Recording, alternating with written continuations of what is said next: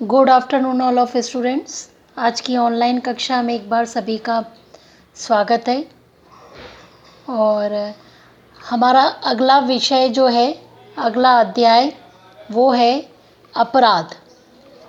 इसके पहले हम लोग बाल अपराध पढ़ चुके हैं, लेकिन आज हम पढ़ेंगे अपराध क्या है।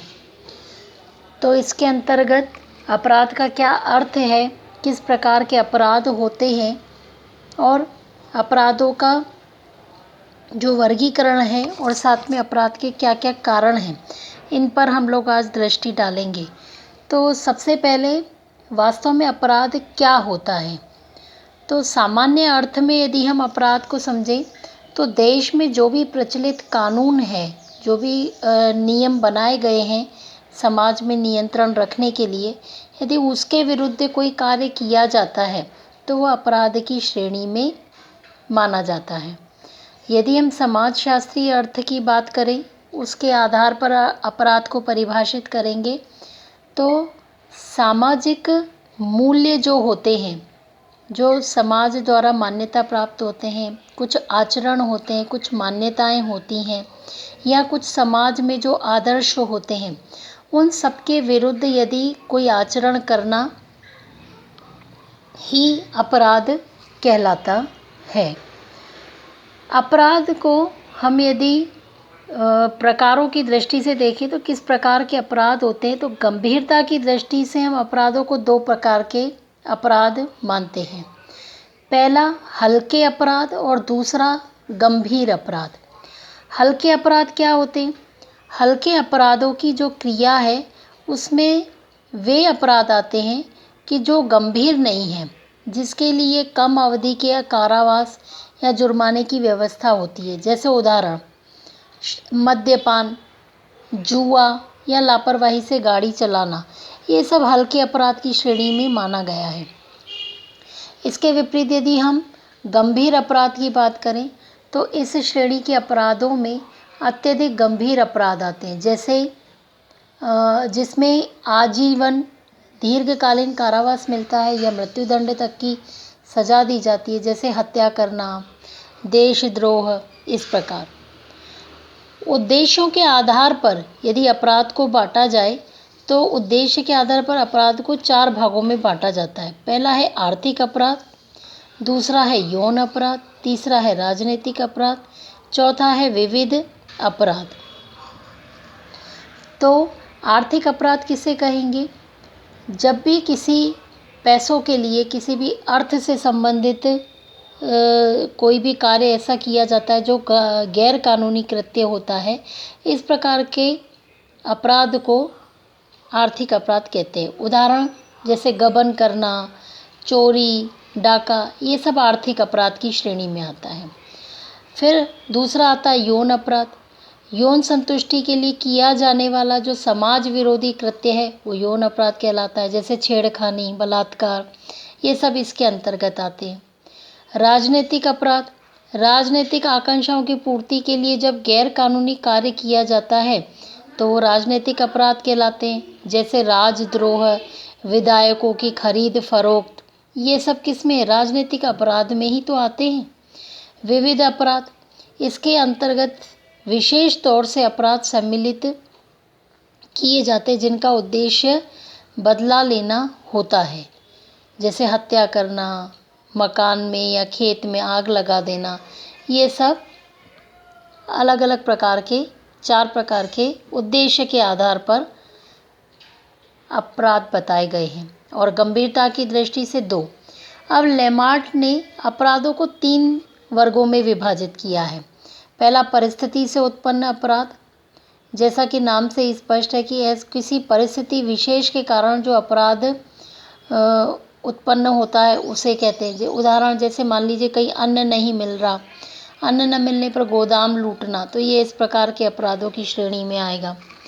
फिर दूसरा है आयोजित अपराध। जब व्यक्ति पूर्व नियोजित योजना बनाकर अपराध करता है तो वो आयोजित अपराध कहलाता है, जैसे डकैती डालना।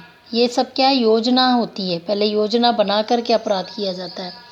फिर है विश्वासघातक अपराध। किसी व्यक्ति या संस्था को विश्वास देकर अवसर पाकर उसी व्यक्ति की संस्था को क्षति पहुंचाना, ये विश्वासघातक अपराध कहलाता है। फिर हैज़ के अनुसार वर्गीकरण यदि देखें तो उन्होंने व्यवस्था के विरुद्ध अपराध बताया, संपत्ति के विरुद्ध अपराध बताया, व्यक्ति के विरुद्ध अपराध बताया। व्यवस्था के विरुद्ध अपराध माने तो क्या होगा? दंगा करना, शराब पीकर वाहन चलाना, नकल करना, ये सब व्यवस्था के विरुद्ध अपराध कहलाते हैं। संपत्ति के विरुद्ध अपराधों की हम बात करें तो क्या होगा? चोरी, गबन, जालसाजी, तोड़फोड़। व्यक्ति के विरुद्ध अपराध तो बलात्कार, हत्या, ये सब व्यक्ति के विरुद्ध अपराध की श्रेणी में आएंगे। अब हम बात करते हैं अपराध के क्या कारण हैं, किन कारणों से अपराध होता है। तो सबसे पहला यदि हम कारण देखें तो वो है जैविकीय कारण। मनुष्य में कई बार ऐसा देखा जाता है कि जन्मजात जो व्यक्ति की प्रवृत्ति होती है या उसको जन्म से ही कोई एक ऐसा परिवेश प्राप्त होता है या वंशानुगत उसको ऐसी परिस्थितियां प्राप्त होती हैं कि जिससे वो जन्म से ही अपराधी प्रवृत्ति का हो जाता है। तो इस प्रकार के जो अपराधों के जो कारण है वो जैविकीय कारण कहलाते हैं। दूसरा मनोवैज्ञानिक कारण।